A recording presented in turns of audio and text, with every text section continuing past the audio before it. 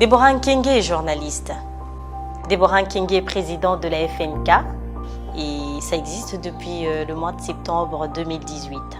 FNK qui veut dire Fondation Nkenge, une structure qui milite pour le droit de femmes et de jeunes filles.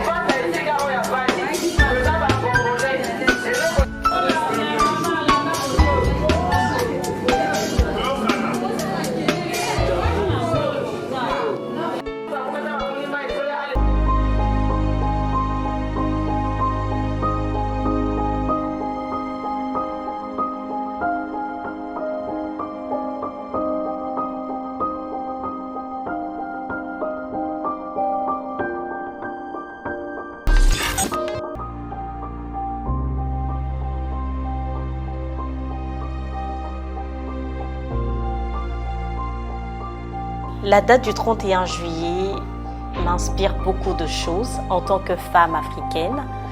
Une journée, je dirais, de haute facture, mais qui demeure malheureusement méconnue du grand public, contrairement à la journée du 8 mars, qui est célébrée avec beaucoup de mobilisation à travers le monde. Il faut savoir que c'est depuis 1974 que l'humanité a commencé à célébrer la journée internationale de la femme africaine.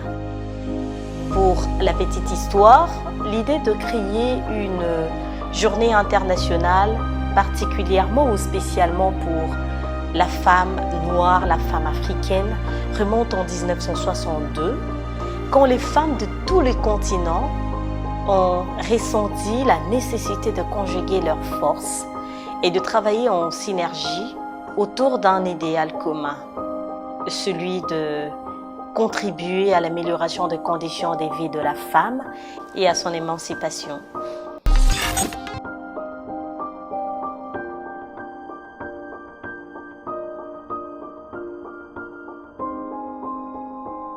Les avancées, oui, il y en a, bien sûr, ça ne peut pas manquer, parce que mine de rien, la position de ma grand-mère n'est pas ma position aujourd'hui. C'est que moi, j'arrive à faire aujourd'hui, ma grand-mère ne pouvait pas le faire hier. Quand bien même, jusqu'à aujourd'hui, il y a des femmes qui sont marginalisées, il y a des femmes qui sont excisées.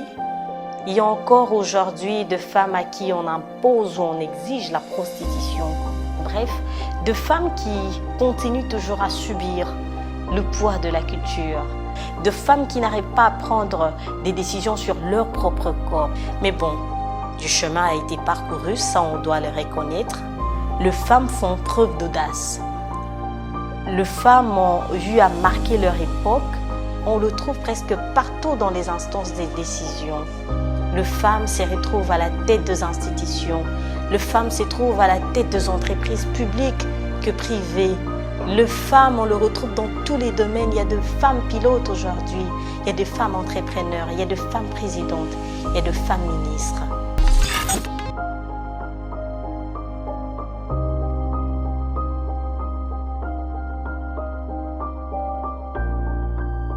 Il est évident que l'égalité parfaite n'existe pas, puisque tout part de nos bases, tout part de nos traditions africaines, qui continuent toujours à considérer une femme comme une femme au foyer.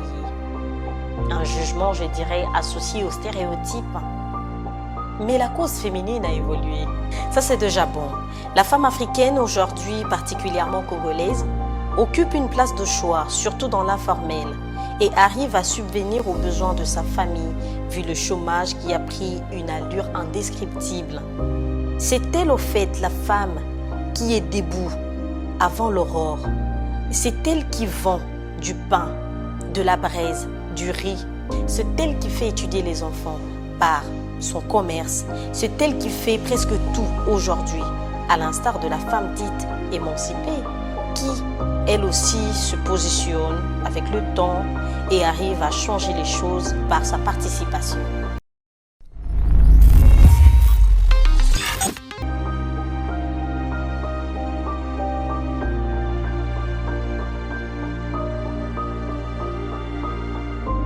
Par rapport à cette question, je dirais que d'emblée, il faut prendre une femme comme un être à part entière.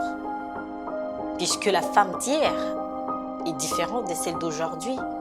La femme d'aujourd'hui a étudié, la femme a été sur le banc de l'école, la femme a fait les devoirs, la femme a fait les exercices, la femme a fait le TP comme l'homme. Donc, ici, il ne s'agit nullement de réclamer quoi que ce soit, ok ? Mais au contraire, prouver et démontrer la capacité de reproduire ce qu'on a appris par le travail abattu. L'histoire nous renseigne que la femme a toujours été reléguée au second plan. Mais aujourd'hui, les lignes ont bougé. Nous avons de femmes à la tête des institutions. Et pour arriver à faire tout ça, la femme doit se faire remarquer. Elle doit se faire remarquer par sa personnalité. Elle doit se faire remarquer par son travail, par son attitude, par sa personnalité, par sa façon de faire, par sa détermination. Et c'est ainsi qu'elle pourra s'imposer dans la société sans tenir compte du sexe. Quand je parle du sexe, je fais allusion au sexe féminin. Un exemple, en République démocratique du Congo par exemple, on a eu de femmes ministres déjà vers les années 70-80. On a eu de femmes candidates à la présidentielle. Donc, cela démontre à suffisance l'émancipation politique, économique, l'émancipation sociale de la femme. Je suis une femme et je suis fière de l'être. Je l'accepte et je suis fière d'être congolaise. Je suis une femme capable. À toutes les femmes africaines, bonne fête.